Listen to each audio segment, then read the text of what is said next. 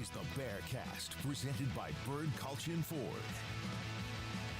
Bird Culchion Ford has been in Waco since 1936. Ford is the #1 selling truck in Texas 43 years running. The Bearcast is also presented by WellMed Medical Management and USMD Health System Dallas. Here's Craig Smoak and Grayson Grundhoefer.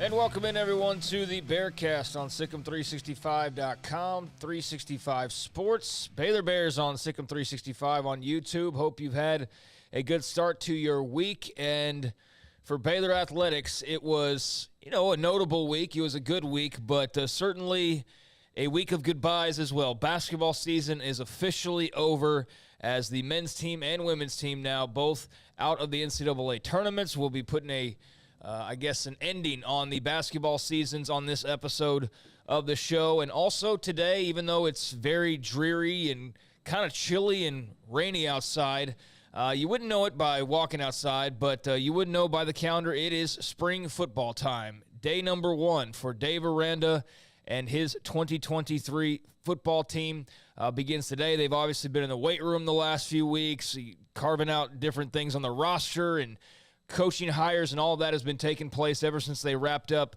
last season. But now time to get back at it and time to start that journey towards a very interesting 2023 in the Big 12. So we'll be covering both of those stories on the show today. But I'm Craig Smoak, joined as always by Grayson Grundhoefer. And Grayson, are you the only person in America with a perfect bracket still, if that even is such a thing at this point? Yeah, if by perfect you mean having Purdue as your national champ and then losing in the first round, yeah, it's a perfect bracket. My other 3 teams in the Final Four are still there, so I guess that's good. But, Purdue losing in the first round was quite a shocker over the weekend. And, there's been a ton. Kansas losing in the second round, Baylor losing in the second round, Arizona losing to Princeton. A lot of shocking results so far in March Madness. And obviously both Baylor programs are now out, so that kind of takes a lot of the shine and a lot of my interest away from the NCAA tournament, sadly. Yeah, that's to be expected. You watch, just for the madness of it all, of course, and there's certainly been some of that and been some very entertaining games, but you're really locked in when the team that you root for is a part of it. So for Baylor fans and for many other schools out there, the field's been, whittled down now, and unfortunately, no one's celebrating a Sweet 16 in Waco this year. So let's just start there and go ahead and put a cap on basketball. It'll be a very interesting offseason for both teams. I will say for the women, definitely a bit more, I think, confidence going into the offseason, given how they wrapped up for the men. I think a lot of question marks about what this team's even going to look like, next year when the ball gets rolled out there for their own preseason practices. But let's get into this. UC Santa Barbara, they take care of business, get that first round win. That was great to see. You expected it, although there was a little bit of, UC Santa Barbara can do this or can do that, but I don't think anybody really got heavily on board the Baylor's going to fall in the first round. They get past UC Santa Barbara, the Gauchos, as expected, and then turn right around into a matchup that everybody knew was going to be a potential problem for them with the Creighton Blue Jays. And sure enough, Grayson, Creighton brings the Bears' season to a close on Sunday with an 85-76 win. There was a lot to, unpack here, but the gist of it is that Creighton was, red hot at times, could not miss a shot. Offensively, just doing a lot of great things, and Baylor not able to match that. When Baylor defensively just not very good, that rearing its ugly head. But it was a situation where Creighton was hot, Baylor couldn't make a shot. Baylor could start to get a little something going. Creighton still wouldn't miss a shot. Baylor couldn't get anything going. Creighton would then not get anything going, but they would always have an answer. Baylor could never carve into that lead, and they certainly could never catch up and then try and take a lead of their own.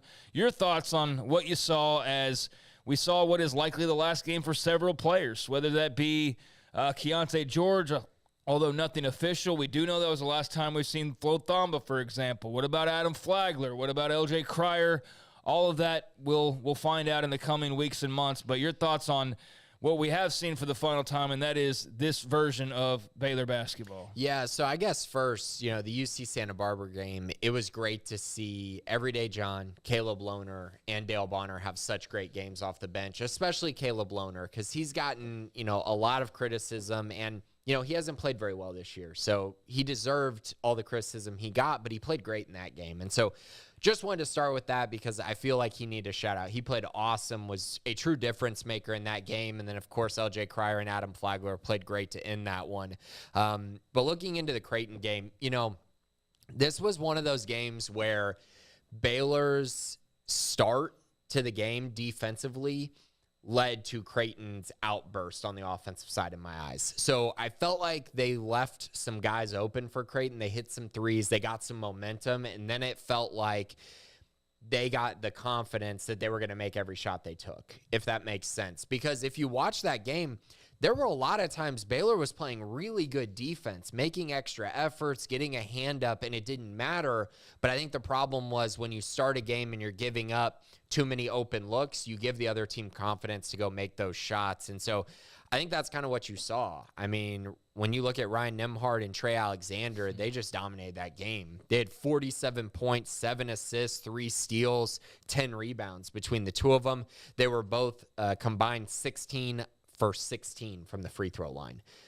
So those two guys really killed them. And I think going into the game, everyone thought that Ryan Kalkbrenner would be the guy that would kill Baylor, and he really didn't. He had 10.7 rebounds. He also had a NCAA record for 5 flops in a game by my count. But he was flopping all over the place. But it really does look even more ridiculous when you see it put together and just like a 30-second clip, and it's just flop, flop, flop from the biggest dude on the court. I mean, I understand the strategy, but it just looks so silly. And it just seemed like Ryan Nembhard, for instance, I mean, he was 8 of 13 from the floor, 4 of 6 from 3. He had 30 points, a very efficient 30 points, and they just made shots. They shot 47% from the game, but the bigger numbers are they were 46% from 3. They made 11 of them, and then they were 22 for 22 from the free throw line. Super impressive. And honestly, if you had told me that going into the game, I would have said Baylor's probably going to lose by 20 if they're giving up those kind of numbers to this Creighton team. So I give Baylor a lot of credit for sticking in this game. And I will also say, there was a call late in this game. I don't usually say much about officiating. I felt like the game was fairly evenly called for the most part. But that last call with, I believe, 1:45 left, Baylor was down 9. And LJ Cryer came off a screen from Josh O and hit a 3 that would have cut it to 6. They called a moving screen. I am sorry, but you could have sat there and called 25 moving screens throughout that game, and you decide that one that basically was the deciding factor in that game. Not deciding factor, but it kept from Creighton really having to sweat at the end of the game. You cut it to 6 with that much time left, at least there's some anxiety building, and there's some, you might get a little nervous, start turning the ball over, getting loose with it a little bit. I just felt like that call was absolutely absurd for a game where there were a million moving screens. Like both teams were running pick and roll the entire game. So that was a huge call, and I felt like one that I definitely needed to address. But in general, LJ Cryer played great. He had 30 points. He'll be back next year. He'll be, in my eyes, a first-team All-Big 12 preseason performer, and I think he's going to have a fantastic season next year. He was awesome. Jalen Bridges was solid as well, and so was Adam Flagler. But at the end of the day, it just simply wasn't enough to overcome what they gave up defensively. Yeah, I mean, just give Creighton a lot of credit, I mean, Baylor had some good moments, as you pointed out, and even when they did play good defense, it didn't matter. Mm-hmm. Creighton still had shots fall. When they didn't play good defense, well, it got exposed even further, and just could never grab onto a lead. Their only lead of the game occurred very early on with 17:09 left in the first half. So like those first couple minutes, they were able to grab a 3-point lead. But Creighton, their biggest lead, they were up by 18 at one point with a little less than 6 minutes to go in the game. And as you mentioned, Baylor able to whittle that down and just not ever able to just cross that one line needed to get into taking over that lead. And so they fall in the round of 32. For the second year in a row, and that will disband this particular group. You said LJ Cryer will be back with a bit of conviction, so that's... I believe he'll be back. Okay. I mean, I love LJ, and I think he's a fantastic college basketball player, but just being realistic, it's going to take a lot for him to become a pro, so I don't see why he wouldn't come back, try to work in the point guard position more, because he had to play off ball a lot this year because Flagler was their point guard. I think he could be their starting point guard next year, even though he's great off the ball as well. But in general, I do think he'll be back, whereas on the flip side, I don't think Keontae George and I don't think Adam Flagler will be back. That's just kind of where my mindset has been all year. Yeah, I mean, that's your opinion, and I just am a little bit more hesitant for anybody these days in the era of NIL because you just don't know who's going to try to come calling for guys. And, that doesn't happen. Oh, yeah, it absolutely does. And I think that LJ will get some phone calls. Now, whether he gets an offer or takes up people on their offers or anything like that or wants to stay at Baylor, obviously everybody would embrace him with open arms, and he's got great relationships and all that. So that'd be amazing. But yeah, I mean, this roster is going to undergo a makeover that's going to be pretty extreme because there's definitely some pieces that were relied upon pretty heavily this year that are either for sure not going to be back or could possibly not be back. So that's going to be fun and entertaining, and probably in some ways there might be moments where it's not so entertaining because a guy might make a decision you don't necessarily like, but it will be a fascinating experiment to watch them try and piece together what they want this roster to look like and take the lessons learned from this year and kind of some of their deficiencies. Obviously defensively they need to get better.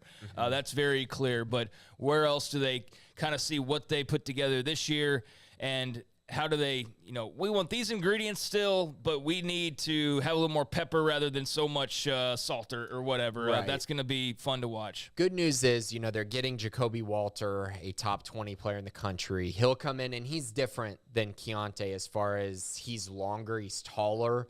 Not quite the creator that Keontae is, but probably a better catch-and-shoot guy at this point in his career. So he's going to come in, fit in seamlessly with this roster, in my opinion. Then you also have Miro Little, who could come in and compete for the point guard role. And then if Yves Missy does reclassify, which I'm expecting him to, he could come in right away and compete for starting time at the center position. And then we'll just see how the development of Josh O and Everyday John goes. Plus, the hope is, I think for most people, that Jalen Bridges comes back. I think that would be pretty big for them as well, with along with, of course, LJ Cryer and potentially Dale Bonner, as he got to see his minutes climb late in the year. But you're right. There's going to be a lot of differences between this team a year from now, but I think there's going to be definitely, a mindset by Scott Drew and this staff to get back to where they were defensively. I think that's pretty clear. Just at times, they hemorrhage points this year. They're outside the top 100 in defensive rating, according to KenPom. That's just inexcusable, to be honest. And that's not something that this staff has really ever built their program around. So I expect that to change going into next year. And I think they have the pieces coming in and potentially coming back, while also adding some transfer help that could lead this team to being even better next year, even though they were pretty dang good this year. Yes, Jonathan Chachua, you would think, would get healthy over the course of the next few months. Yeah. You would hope so, at least. Certainly not going to be as much of a pinch to get back as he was this year. Clearly never got to his full 100% self. I feel like kind of the things that people worried about that could eventually catch up to this team just caught up to them. Shots weren't falling, at least at enough of a regular pace to match what Creighton was doing defensively.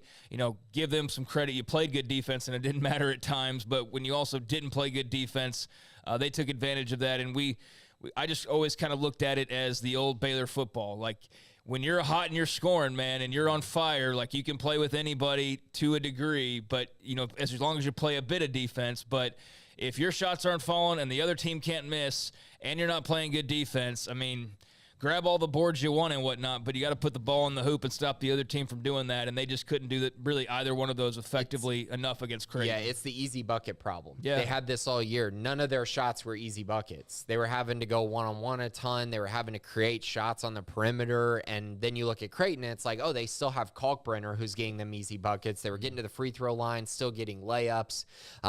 That's something that Baylor definitely needs next year. More easy shots, more layups, more dunks, and then that leads to more open three-pointers instead of having to go one-on-one so much. But you're right, it caught up to them. They had 5 assists in this game, Craig, 5.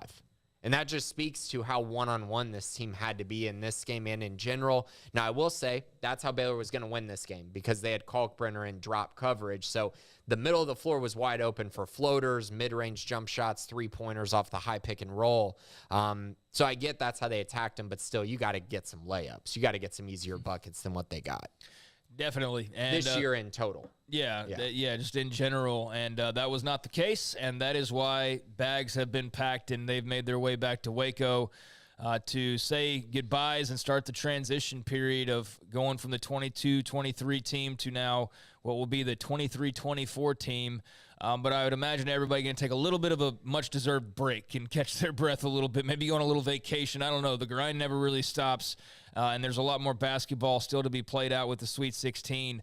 But Creighton, as a result, moves on to face Princeton, the 15 seed Princeton. That kind of hurts a little bit more as well when you look at what you would have been seeing next, like a trip to the Elite. Now, who knows? Princeton might have exposed them and ran them out the gym for all we know. But, I mean, you do look at that 15 and you go, well, there's a chance you could have gotten into that, Sweet 16 and then possibly an Elite 8. But that will be Creighton and Princeton in that south part of the bracket. Coming up, winner will meet either Alabama, the top seed, or San Diego State for a trip to the Final Four. So that's where that stands. And, yeah, just a bummer, man. This is a really cool team on paper. They had a lot of great moments throughout the season.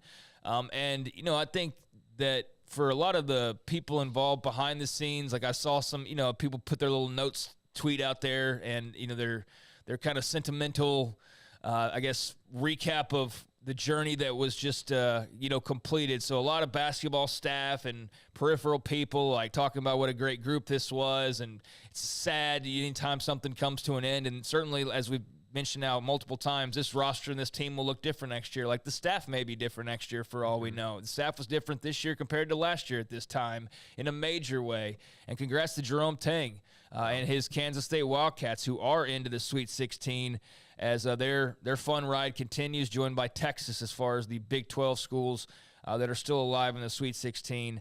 But just what's your sort of look back when somebody says, years down the line of, what did you think of that 22-23 Baylor team with Keontae George and Cryer and Flagler and Bridges and Flo and, Everyday John, and what will be your kind of look back on this squad? Yeah, I think it's just a team that was tantalizingly special at times, and you saw glimpses of a team that could win a national championship because of this high-powered offense, but then it's just also a team that failed to meet expectations. And I think that it's fair to say both. And in general, 3 seed's not bad. That's a good year. Losing in the round of 32 to a Creighton team that is good, not great, that hurts a little bit. And I also think that there's expectations with this program now.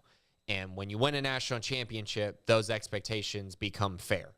And to me, 2 years in a row, losing in the round of 32, I know North Carolina made a national championship, but still, losing in the round of 32 is not really acceptable for this program anymore. And I just think that's where they're at now. And so, again, very talented, special group offensively, but they failed to meet the expectations of, in the national picture, how they finished the season, where they got in the tournament. Not great. And I think the way they ended the year with how they played at the end of the year is probably the most troubling part that I'll remember about this team. Yeah, I mean, certainly exits occurring earlier than you wanted them to is going to happen. You coach for 20 years as Scott Drew, you're going to win the big one potentially, and some guys coach for far longer and never do. He's accomplished that, thankfully. Obviously wants to win more than one. But, you're constantly battling for the Big 12, and that wasn't as much of a case this year. You weren't really in the mix at the very end like you typically have been. That's going to happen. Like, it's hard to be Duke, in every year after year, or teams of that nature and be competitive. But, I think that just what you want to be wary of is if, a couple years from now you're going, well, that's 4 straight losses in this, you don't want that to build up to where then that becomes a thing. And Scott Drew's had plenty of things, during his career, like can't do this or haven't done that or whatever, and has climbed the mountaintop and kind of shut that up. But it is reality that just because, you win at a certain level at a certain point is the expectations don't just stop after that. Right. Like, they just grow larger, and that's the catch-22 of success. And so, yeah, now there are a certain level of expectations, and to bow out in the second round 2 years in a row, given the NBA talent, and I know this isn't the NBA, this is college basketball, but given the investment and just, like you said, expectations, it is disappointing. But this was a fun team with some good players and certainly some guys to look forward to next year. So men's basketball season is over in the round of 32, courtesy of the Creighton Blue Jays. We'll see how they do moving forward. As I mentioned, Princeton up next for them as they try to book a spot in the Elite Eight.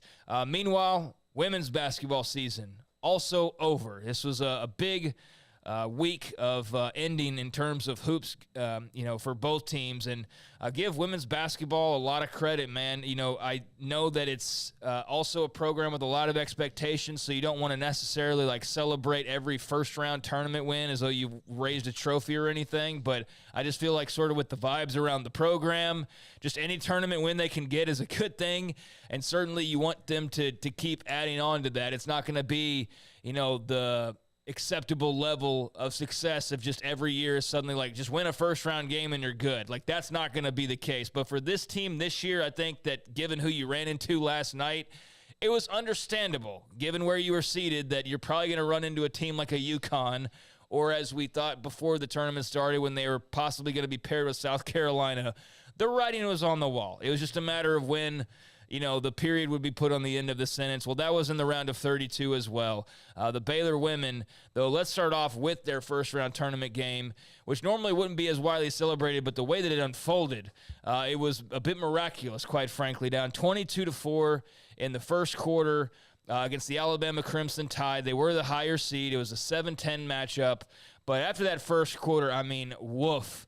Alabama couldn't miss. Baylor couldn't get a stop. They couldn't make a shot. They were down 18, and you're just like, oh, my God. I was sitting there thinking, this is one of those that I'm going to, avoid the message boards for about a week after this one, going nowhere near the women's basketball thread. I can only imagine the carnage in there if they, keep up at this pace.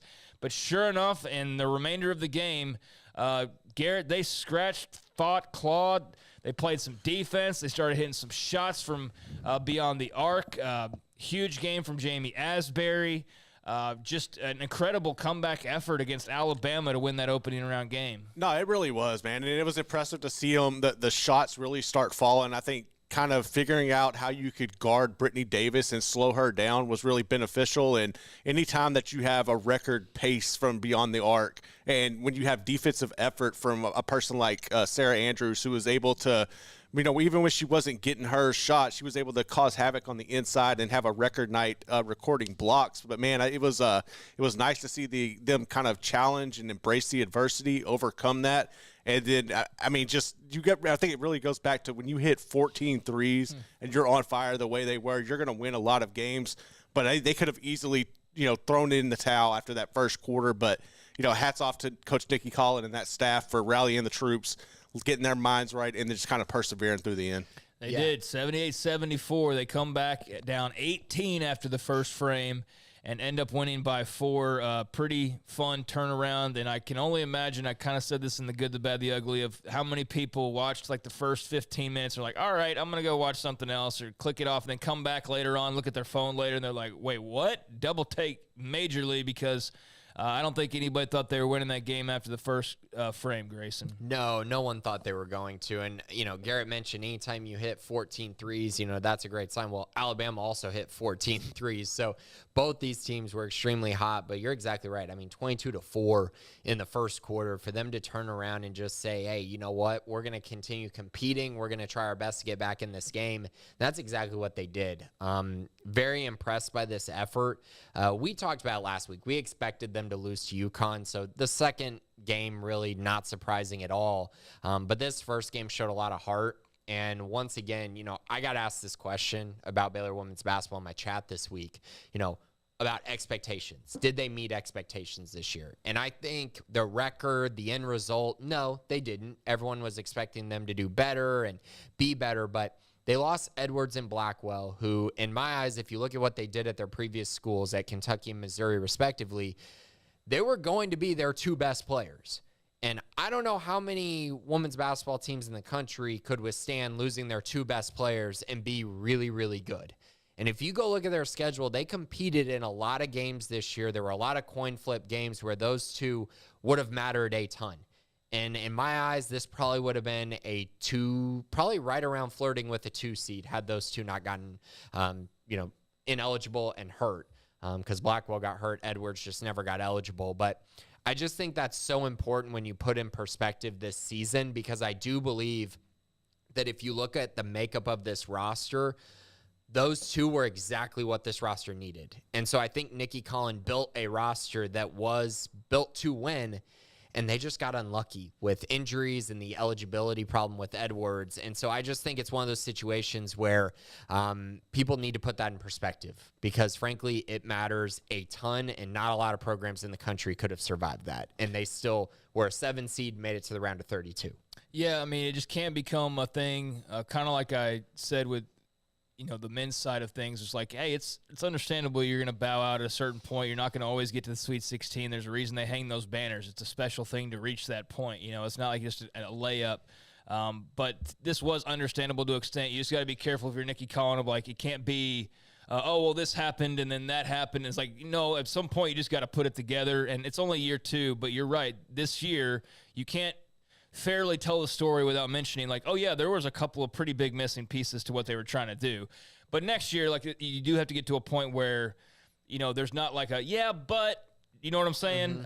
But this year, you're absolutely right. If you want to judge them fairly, then yeah, absolutely. But with that said, next year, no matter what, there are going to be huge expectations, because your roster is going to be very loaded for what you're trying to accomplish. And so I'm sure they know that, and that will be fun to see them having those expectations on their shoulders next year. But next year is now the focus, because, as we kind of alluded to, the season is, and have mentioned outright, the season is over, because after that opening round win, they did turn around the draw, being the UConn Huskies in Stores, Connecticut, of all places. So double whammy there.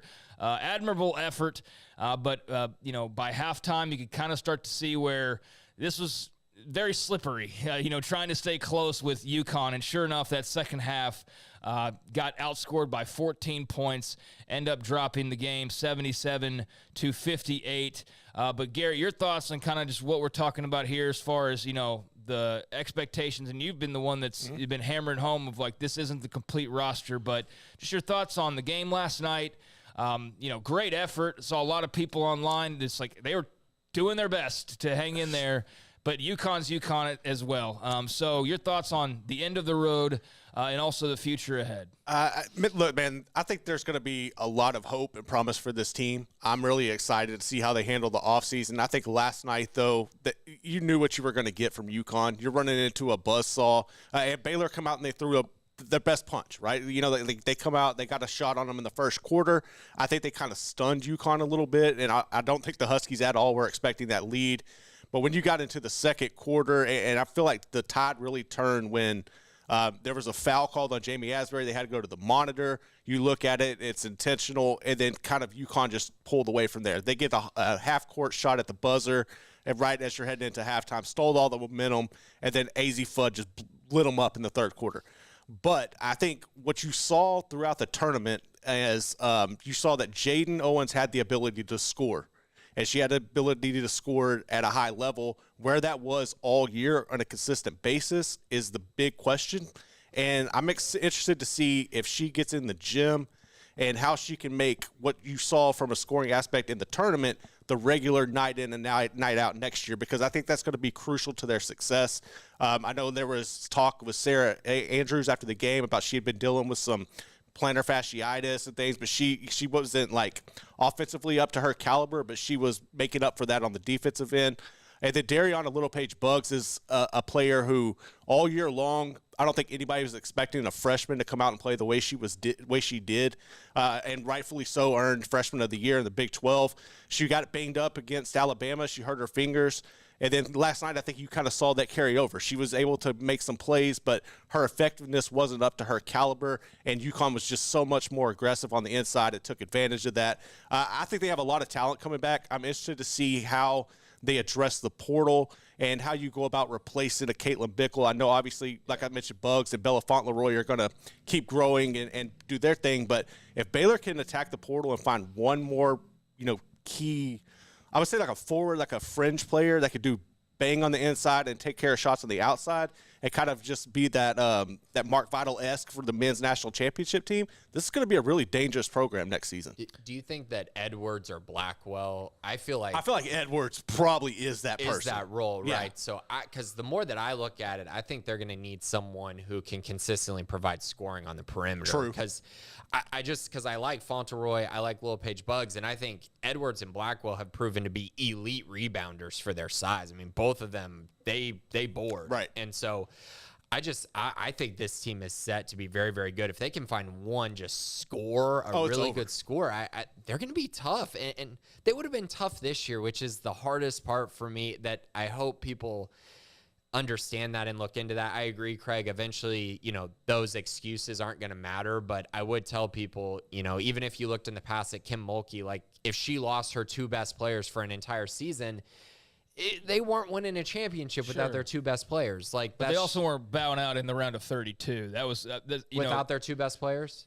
Like if Griner and Odyssey Sims were not playing on that team, I mean, if they're facing UConn, yeah, but we're dealing with a 2 or 3 seed at worst versus like a 7 seed in this case. That's what I'm saying. Is that just.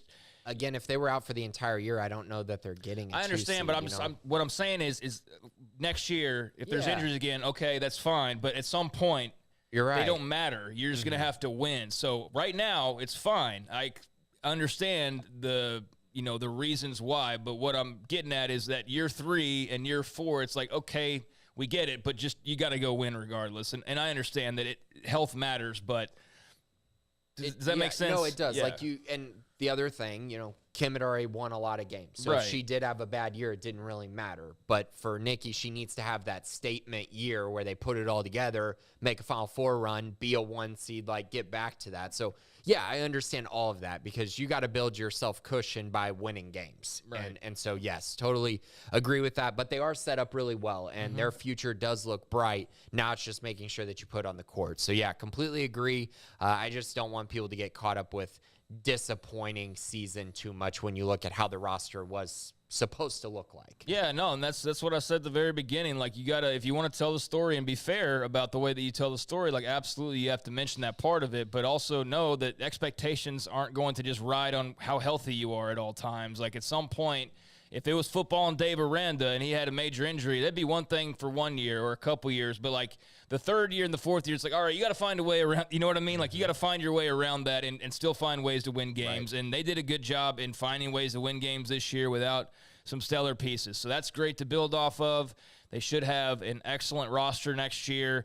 And again, that should lead to very high expectations regardless of, who's in, who's out, or what have you. But you expect this thing to keep building. I think they took a positive step forward in that regard next year. But now the expectation for this program, and I know from Mac Rhodes, is for this thing to keep building. So we'll see how they do that and how they go about that. But I do think it was a positive year overall. And they also see their season end in the round of 32. So that's basketball season for you. And now both will take, I imagine, a bit of a break and then get back to work on the recruiting trail and roster construction and workouts and all of those different types of things. But men's and women's basketball, each exiting in the second round. Meanwhile, today it's a bit cold and rainy, but Baylor football will be back on the practice field or in the indoor. I would imagine probably mostly in the indoor unless the sun comes out here in a little while. I don't think you want guys running on wet grass the very first day of practice, but maybe I'm wrong. I don't know how Vic Valoria and Dave Aranda and all the rest of the staff will handle that, but football is back. And so let's just, I guess, kind of loosely get into this, look on the next few weeks. I don't want to do full-blown position-by-position preview, partially because we've got this to talk about for the next month. So I blow it all out in the very first, day of practice when we can get into running backs by group and defense by group and things like that over the course of the next, 4 shows or so. And obviously the entire rest of the offseason, we've got all summer to talk about this, but just for starters, a sampler course, an appetizer What are you eyeing and thinking about as Baylor football gets back to the grind and gets back on the field and gets to preparing for the 2023-24 season? Yeah, I think what we probably need to start with is just, can this group come together in a way that last year's group could not? And I think that starts in spring football, with everything Dave Aranda said about, the locker room and just kind of the lacking of leadership and just a lot of things like that popped up during the season. Can this team get back to being where they were in 2021? From a leadership standpoint, from a mentality standpoint, as far as, hey, we went 6-7 last year. Let's not do that again, and let's turn this around. And I think they brought in a lot of leaders from the transfer portal, which should help when you look at the Barrington brothers and Mike Smith out of Liberty. They brought in old guys, guys who can come in and be leaders immediately. And I think that's going to be so important and one of the biggest things to follow this spring, because, frankly, I think that's more important than what they specifically get from their position groups. This group just needs to come together and be playing with a lot more joy this season, I think, than they did a year ago. And so I think getting back to spring football will be a great opportunity for them to kind of get closer to that point. Yeah, last year was miserable, man. Maybe miserable is too harsh a word, but I don't know about you guys, but last year was not fun to follow. Nope. No, it was. And you kept waiting for, a start to the fun. And maybe there were moments, like the Texas Tech win was a big deal because they really needed that. And it was kind of a statement of, hey, look, we're not just going to be bullied. We're not just going to be pushed to the side. And so there were, games like that. There was getting bowl eligible. And, this is kind of what I'm saying with the women's basketball side. That's not the benchmark, no matter how bad the chemistry was or the quarterback play or your injuries, Dave Aranda's bottom line expectation is to make a bowl game. You know what I mean? So, if Blake Shapen gets hurt or Sawyer Robertson or whoever it is, that doesn't mean the expectation dives down. That still means, you've got still a ceiling that you need to hit or get close to. And so, celebrating a bowl game just felt like, really, is that what we're gonna that's the most we got out of that? And then that turned out to not be a fun affair at all. No. That turned out to be a quite miserable but very fitting ending to the season. It just never got going. I don't know how else to really explain it. If you weren't watching it unfold, you were just ready for this team to hit the start button and go on their way and start zooming off, and they just were kind of in neutral at all times, and you couldn't get too excited about them. You could get down in the dumps, and then they'd play hard and get a win. And it was very strange just the entire year, and we all knew that something was weird about it, and we just couldn't put our finger on it. It turns out that, there's chemistry issues. There was, coaching chemistry issues. There was obviously a lot of change after this season, whether it was, deemed necessary or whether it was a byproduct of having to replace guys who decided to go elsewhere. But regardless, it was a season that by the end of it, I think everybody was just oh, thank God, it's over. And that's never how you want a season to feel. Even if you're not competing for a playoff spot or a conference championship, you still want to feel like you enjoyed it. And I don't think a lot of people really enjoyed last year. So hopefully there's a little bit of a rub from the basketball team, a little bit of that culture of joy, if you will, that has, entered the football offices this offseason. Everybody seems to be happy. Matthew Powledge is back. There's been coaching changes, roster turnovers, you mentioned, dipping heavily into the transfer portal. So I'm very curious to just kind of see, and we won't know just based off of today or even off of spring ball, but I'm very curious to see if some of those issues have been, solved. They've certainly been addressed, but is there a noticeable difference when you watch them out there? Time will tell. All the way into next season is a long way away, but I think we'll get a hint of kind of just the feeling, the spirit around the program during these spring practices. Yeah, and you mentioned, the coaching staff turnover. Matthew Powledge coming in for Ron Roberts, Christian Robinson also coming in to replace Ron Roberts at the linebacker spot. Ronnie Wheat's gone. And then, of course, Juice Johnson's gone. A.J. Stewart comes in. So a few coaching changes. The Powledge one, the most notable. They really need to turn things around defensively. And Dave Aranda was going to focus on that. I doubt he sits in his office and is very happy watching film from last year and watching what happened to the defense. They just really struggled at a lot of points last season. So seeing them get back to that is going to be important. I think you're going to see a defense that relies more on athleticism than they did a year ago. I think you're going to see a defense that moves guys around.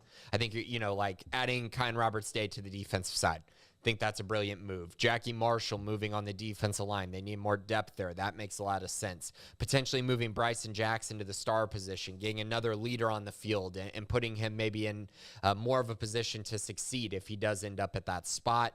And then cornerback, they went out, got Isaiah Dunson. I think they're trying to get more physical on the outside at the cornerback spot. They played a lot of coverage that was very soft last year, and I don't think they're going to do that in Matthew Pallage's scheme. I think they're going to be much more physical at the defensive back position, whether it's safety or cornerback. So excited about that. There's a lot of overhaul on the offensive line, so we're definitely going to be looking at that. They're going to have to replace, the entire unit. So a lot of work to do there. Good start by bringing in the Barrington brothers. Gavin Byers is still there. So I think those three you can pretty much pencil in to some sort of starting role. Going to have to figure out the depth in the other two spots as well. But I think in general, figuring out how these transfers fit in, seeing how big of leaders they are, I think all of that is going to fit into this puzzle this spring. And then, of course, everyone's going to ask and talk about Blake Shapen versus Sawyer Robertson. We're going to talk about that ad nauseum, I think, throughout the spring. Yep. And I'm expecting a great competition that does not get solved in the spring. I think this goes all the way through the fall.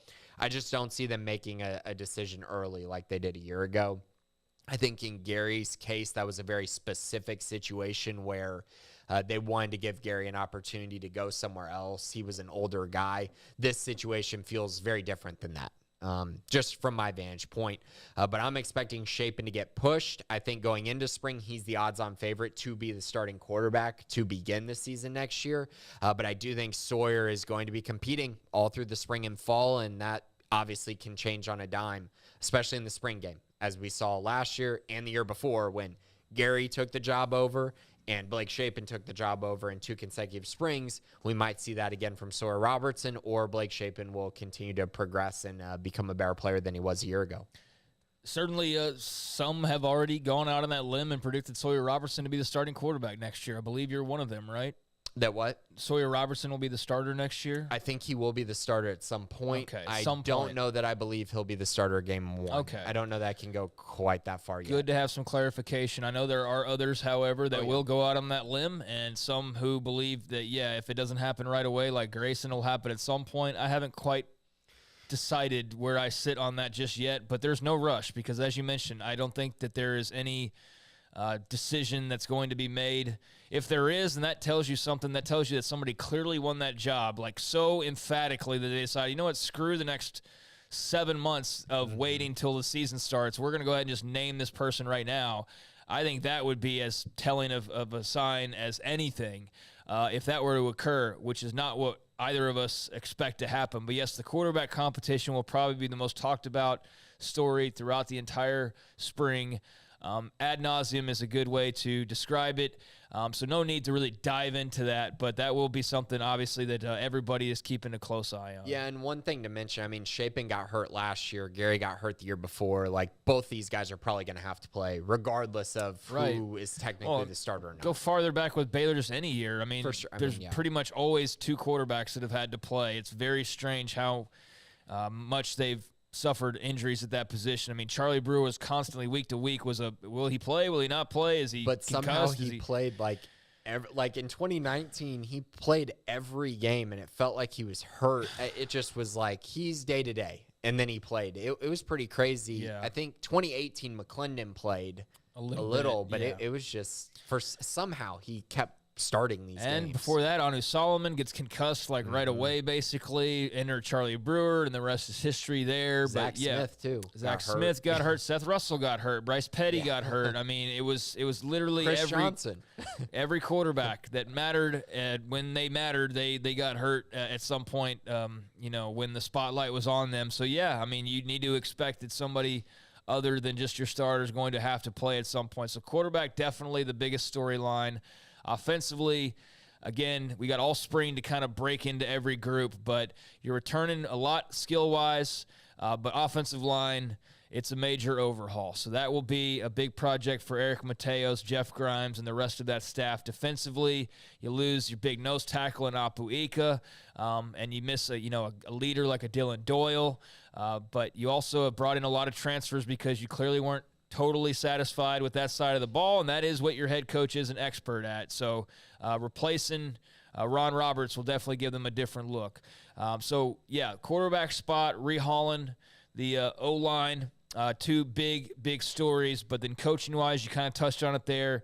Running backs coach Juice Johnson now at Texas Tech as the wide receivers coach, and de facto was an assistant or associate head coach at Tech.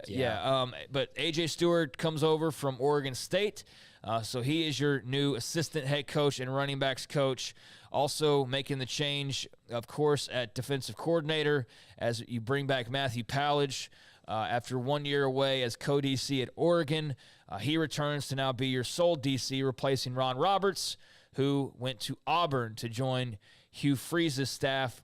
Also, with Roberts leaving, that opened up the inside linebackers spot, which Christian Robinson then took over. You mentioned him, but he was previously with Auburn.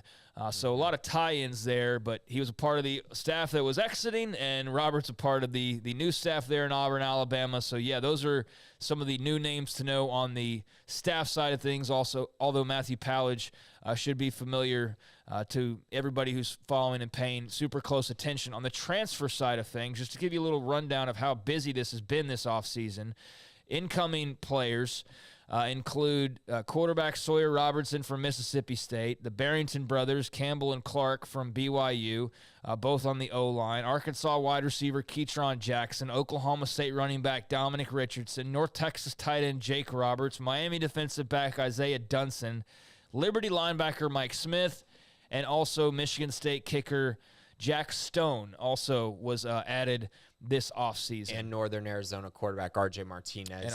He and Jack Stone are both walk-ons. Yes. So R.J. Martinez, glad you mentioned him as well. But, yes, also a walk-on. But he will, you would think serve as your third quarterback and be ready to go, and probably should be ready to go because of what we just mentioned a few minutes ago. Meanwhile, departures. Al Walcott is off to Arkansas as your starting corner and big time playmaker the year prior with a couple of obviously the big pick six in the Sugar Bowl was one of the lasting memories from Al Walcott. Very talented player. He'll be joined by Lorando Snacks Johnson at Arkansas as another departure this offseason, a guy who had a lot of potential but just culturally just needed to make a move there. So Lorando and Walcott off to Arkansas. You also had Craig Squirrel Williams. No more questions about Squirrel because he is now playing football in Ruston with Louisiana Tech. That's where Squirrel lands. Devin Neal out the door, defensive back now at Louisville, closer to home for the Kentucky native. Wide receiver Josh Fleeks, after years, much like Squirrel, of getting questions about where's Josh Fleeks, how's he going to be involved? Well, that's Matt Rule's problem to solve now as he is enrolled at Nebraska.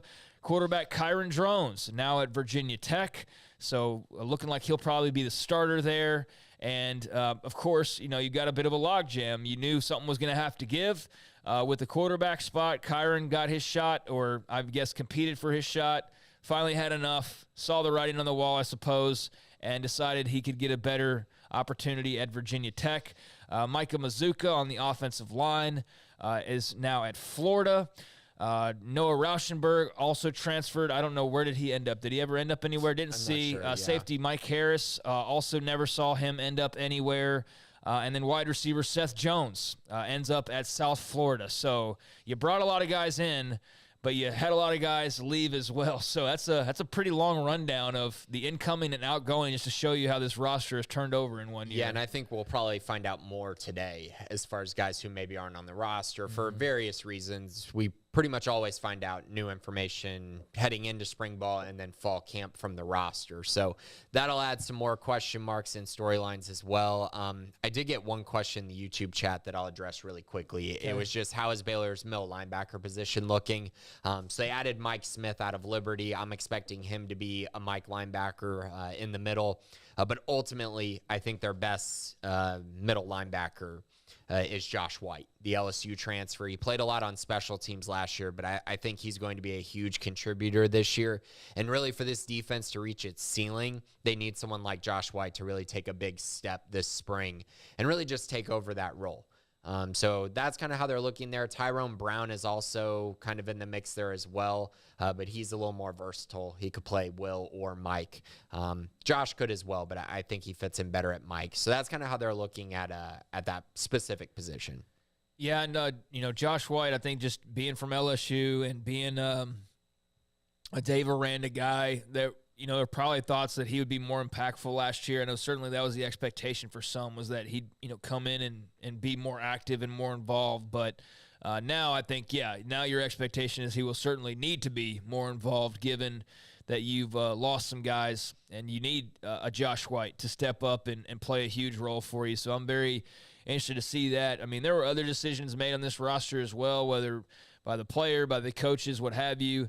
I mean, I mentioned the incoming, outgoing, but that also included some decisions like staying. And TJ Franklin should make mention. That was a big one this offseason, a guy who could have moved on along and decided to return. That's huge, especially when you're already losing an Apu Ika. I mean, he's not going to fill that nose role for you the same way, but just as far as your defensive line depth goes, not as much of an overhaul there as what you're going to have on the offensive side of the football. You'll miss Ika, no doubt about it, but for the most part, you also, Cole Maxwell finally moving on. So this is going to be a different looking team. There's going to be some familiar faces, but they're going to be young faces for the most part, that now it's kind of their turn to step up and play more prominent roles. So this will be a big turning of the page, I think, in a way for Dave Aranda, because last year you had the moving away from the established veterans, the Jalen Petries, the JT Woodses, those guys who helped you win a title. You had a lot of familiarity that had returned, but obviously just the chemistry wasn't quite there. Well, now, I mean, there's some familiar names, but there's no more Squirrel. There's no more, Fleeks. There's no more. I mean, these guys who've been around for 4 or 5 years now, a lot of those guys are gone. And there's a bunch of new faces and a bunch of young faces, and so this will be fun and unique year in its own right. But the journey has already started, but officially spring football starting today, a little later on this afternoon. So we'll have plenty of coverage from that coming up over these next few weeks leading you up to the spring game. We also announced this past week that Pro Day will take place next Monday, and that will obviously feature Siaki Ika and also Connor Galvin. Those are the two guys you can pretty much circle as being locked in as far as draft picks go. Beyond that, probably going to get some undrafted free agent guys. Probably going to get most of these guys in the USFL, XFL, eventually those spots. But that's why it's good to have have landing spots behind the NFL if you fall through the cracks there. So a lot to unpack ultimately over the next few weeks as far as the draft and all of that, but not a heavy class like Baylor had the year prior. So Pro Day on Monday. What will be interesting about that is not only Ika and Galvin, but also a couple of players. They had a long list of guys. For a class that's probably only going to see 2 guys drafted. There's like 19 guys that are working out. And 2 of the names, very interesting, R.J. Sneed, after going to Colorado for a year and not really doing much out there, just missed out on playing for Dion. I'm sure he's kind of a little sore about that. But also Charlie Brewer will be back in his old stomping grounds. So a couple of names from the early days of Matt Rule that ultimately led Baylor to success a couple years ago. They will be back on campus as well, so that'll be cool to see them in their old digs. Yeah, it definitely will. I posted that tweet about Charlie Brewer, and it got a lot of really harsh comments. And, I mean, I know that it's not very realistic. It's not realistic, really, that he's going to play in the pros. But for him to come back and throw at Pro Day, it makes a lot of sense for a lot of reasons. Baylor was his home. Baylor was a school that he committed to, played the majority of his career at. So, I just caution people, he still is one of the most talked about Baylor players of the last 20 years, and he's going to be talked about for a long time in the Baylor legacy. And so just, I don't know, maybe go a little bit easier on the guy. I don't know why that's so toxic. I don't understand it. I mean, all the dude did was get concussed week after week, or get dinged up, or get, just thrown to the wolves, every single week. And I don't know. I think that the vitriol there is just kind of bizarre at this point. I mean, the level of it, you would think that he'd gone off and like cursed everything about everything. Green and gold are crappy colors, and Waco sucks, and I hated my time there. You would think that he said all of those things based on the way some people talk about him. It's really strange. And I mean, I didn't have any personal experiences. Maybe that's where some of that's coming from. But if your deal is like he just wasn't a good enough quarterback and you hate him as a result of that, like, I mean, ease up a little bit. That's just, am I off here? I think that's what that's exactly. It's gotten to a point saying. where it's just like weird. It's just weird to be that hateful towards a guy who did nothing but basically sacrifice himself and throw himself to the lions every week. But I don't know. He's a D to you in biology class or something. Maybe that's where it's coming from. I don't know, though, but it's gone to such an extreme over these last few years that welcome back, Charlie. Thanks for what you did while you were here, and welcome back, just like the same with RJ and everybody else who's come back at some point. So it'll be good to see those guys. And the stuff that occurred, the successes, just like the non-successes, those things don't happen without guys like that help lead the way. I hope people realize that you know, Gary Bohannon and Blake Shapen slipping into a Big 12 championship doesn't happen without some guys along the way taking the brunt of the bumps and the bruises. So, you know, that's just something I guess I'll disagree with people on. But, you know, judge him as a player all you want to, but the personal attacks on the guy and just the hatred towards him is just really strange. I don't get it. Yeah. So Craig, a couple, just since we're live right now, a couple notes. The roster got updated. Okay. So a couple quick notes on that. AJ McCarty listed at safety now. Played cornerback last year for the Bears. Bryson Jackson listed on the roster playing safety this year. A lot of rumor about him playing star this upcoming season. So that's kind of, I guess, closer to confirmed. And obviously him coming back, no one really said an announcement or anything, but he is back on the roster. Gabe Hall. I mentioned that at some point. I feel like that you did, and we've all mentioned it. But remember, they did the thing with TJ where it was more of a bigger deal. Gabe Hall also back on the roster this upcoming year. A couple guys who are not seen on the roster. Tay McWilliams, not on the roster. We'd kind of hinted at this quite a bit on the board, but yeah, it looks like he might have retired. Not on the roster. Cisco Caston not on the roster. Victor Obi not on the roster, and Javon Gibson not listed either. So there's a couple news items. We'll see when we get the full roster. Maybe there'll be a difference in the handwritten one, but those are some of the ones really standing out. I already mentioned the move by Kyan Roberts-Day and Jackie Marshall. They have Kyan Roberts-Day listed at defensive line. I still fully anticipate that he'll be working out at Jack in the spring. And then Jackie Marshall listed on the defensive line as well. I think those are the main moves that I'm seeing on here. They have the freshmen listed, and, of course, the transfers as well. But those were a couple of the main news nuggets that I really felt like were important.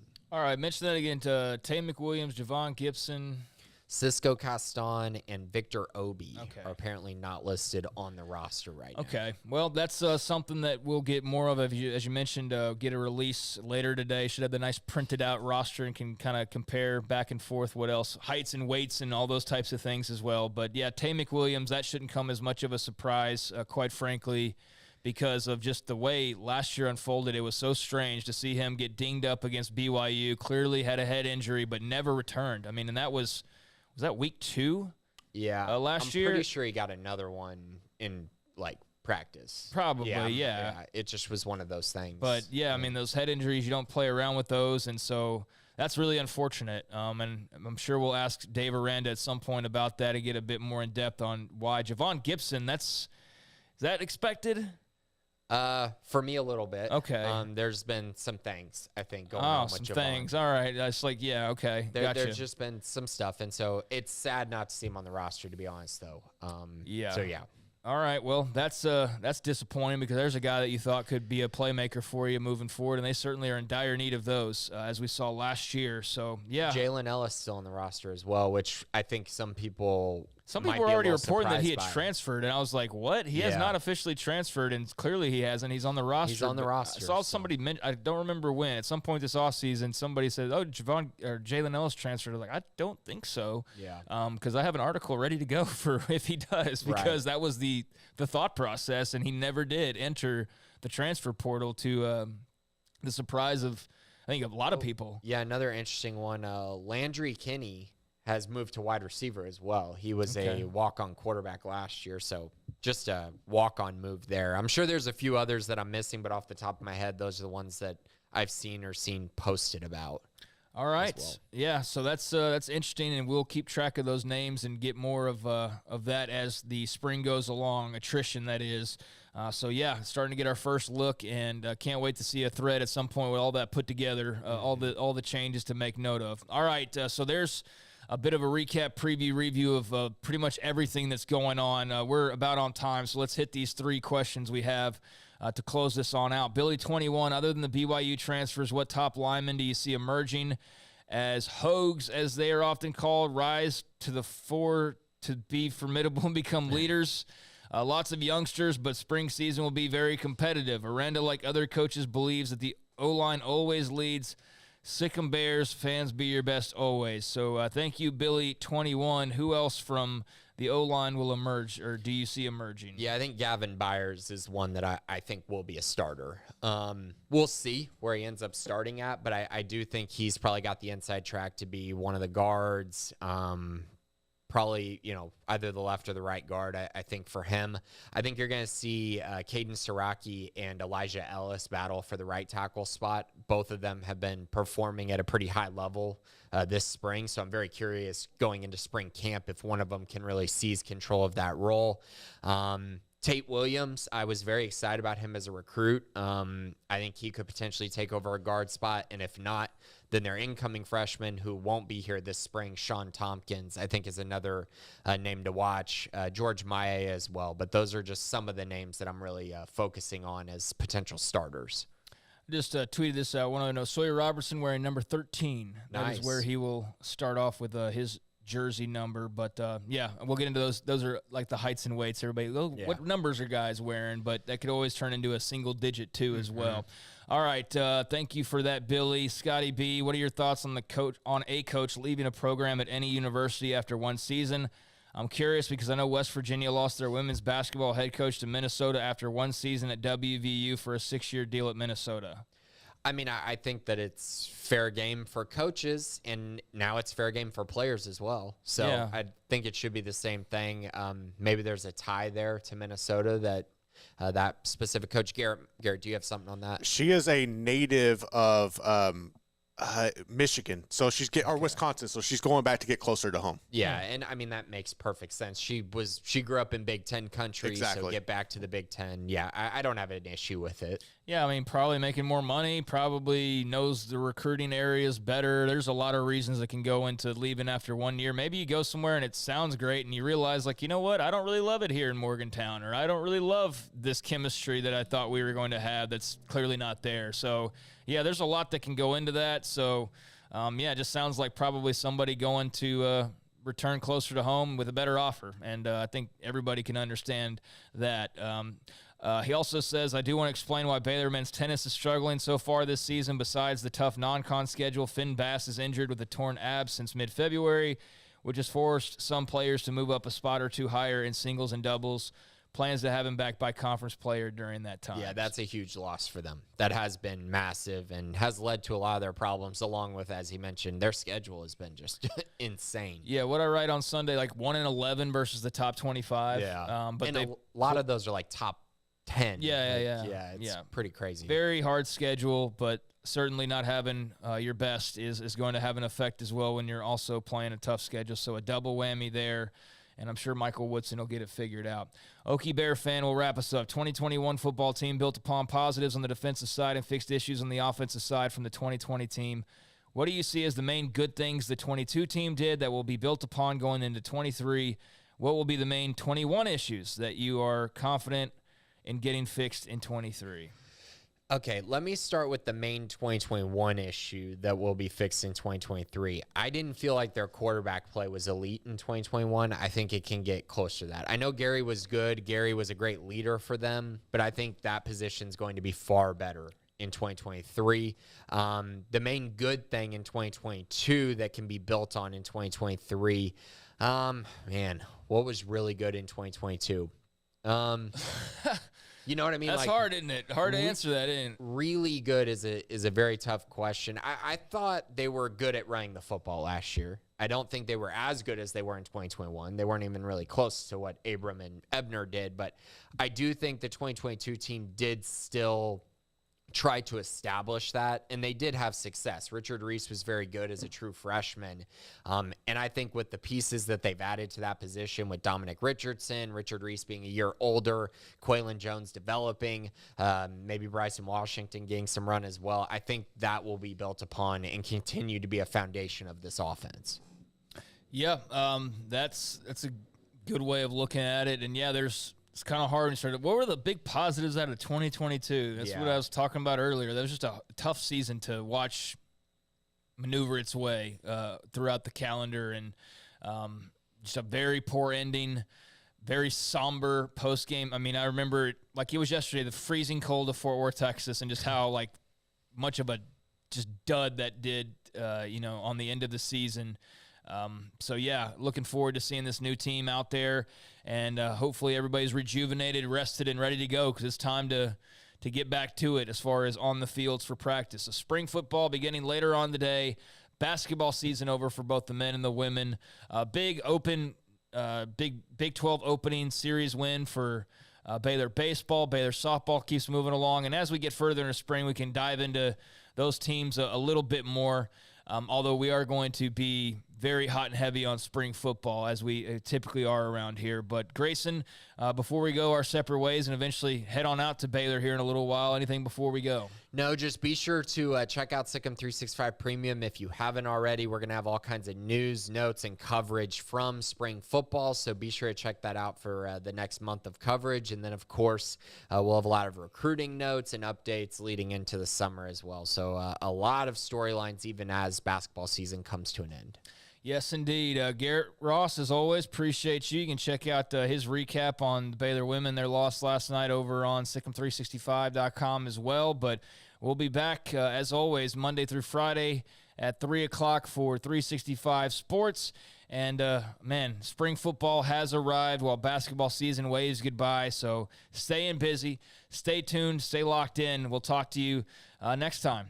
This has been the Bearcast on Sikkim365.com, 365 Sports.